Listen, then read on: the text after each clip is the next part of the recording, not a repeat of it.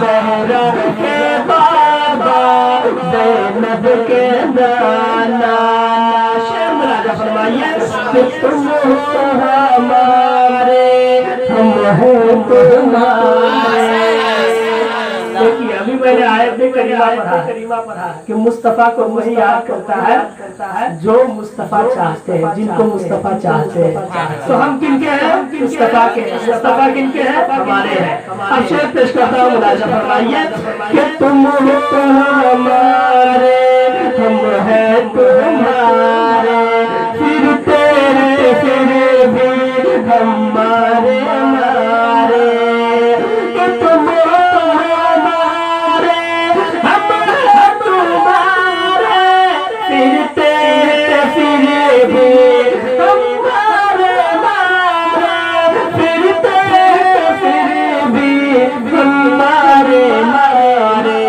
قدموں میں دے دو قدموں میں دے دو قدموں میں دے دو ہمیں بھی ٹھکانا بابا زینب کے نانا زہرا کے بابا زینب کے نانا دیکھیے میرے نبی صلی اللہ علیہ وسلم فرماتے ہیں کہ اے عائشہ اگر میں چاہوں تو میرے ساتھ یہ پہاڑ سونا بن کر پیچھے چلے کیا فرماتے ہیں سونا بن کر میرے پیچھے لیکن میرے نبی کو فقیری اچھا لگتا یعنی میرے نبی جو ہے ٹھاٹ واٹ والی زندگی نہیں گزارتے جیسے آج کل کے امیر کبیر لوگ زندگی گزارتے ہیں میرے نبی سادہ زندگی کیا تھا اب دیکھیے میرے نبی سادہ زندگی گزارتے تھے لیکن اس کے باوجود کوئی یہ نہیں کہہ سکتا ہے کہ نبی مجبور کیونکہ جو نبی چاند کو دو ٹکڑے کر دے جو نبی ڈوبا ہوا سورج کو پلٹا دے جو نبی یہ کہے کہ اے عائشہ اگر میں چاہوں تو میرے پیچھے یہ پہاڑ سونا بن کر چلے بھلا وہ نبی کیسے مجبور ہو سکتا ہے ارے لوگوں تمہیں تو یہ جان لینا چاہیے کہ تمہارے نبی نے تمہارے لیے غریبی اختیار کیا تاکہ میرے غریب امتیوں کا دل نہ ٹوٹ جائے تو میرے نبی تو اعلیٰ شان والی زندگی گزارتے تھے اور ہم غریبوں والی زندگی گزارتے ہیں کتنا خیال کیا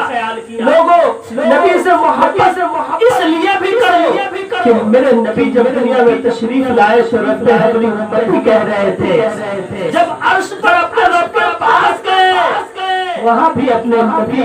میرے نبی امت کو یاد کر رہے ہیں جب دنیا سے انتقال ہو کر اپنے قبر میں چلے گئے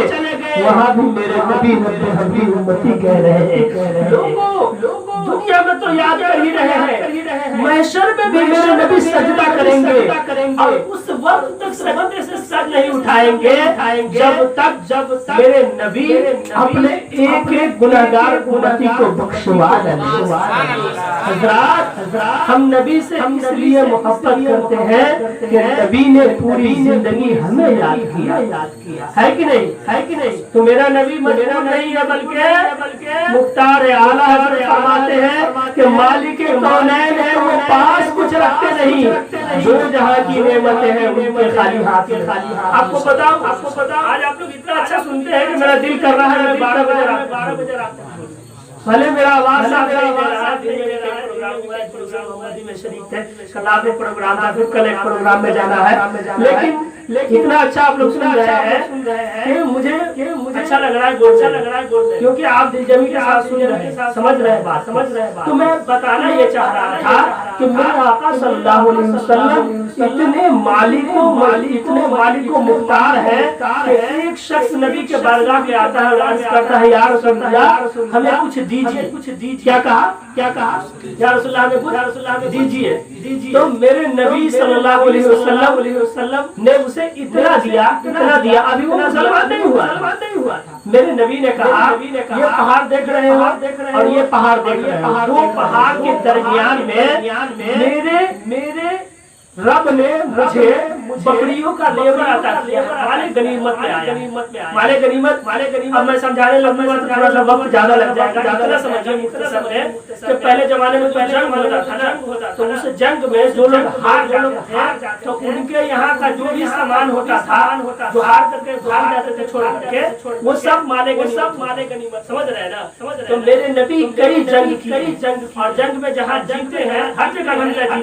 जीते, तो जो चीज भी वहाँ बचा है, बचा के 40 लोग भागे हैं, काफी लोग भागे हैं, तो वो माले गनीमत। अब माले गनीमत में जो है ना आया था बकरियों का रेवड़। क्या आया था? बकरियों का रेवड़, यानी बहुत सारा बकरी था, ठीक है ना? तो मेरे नबी ने उस आदमी को कहा, ये पहाड़ देख रहे हो, ये पहाड़ देखो, पहाड़ के बीच में दरमियान में बहुत सारा बकरी है, जाऊं तमाम पूरा बकरी तुम्हें अता कर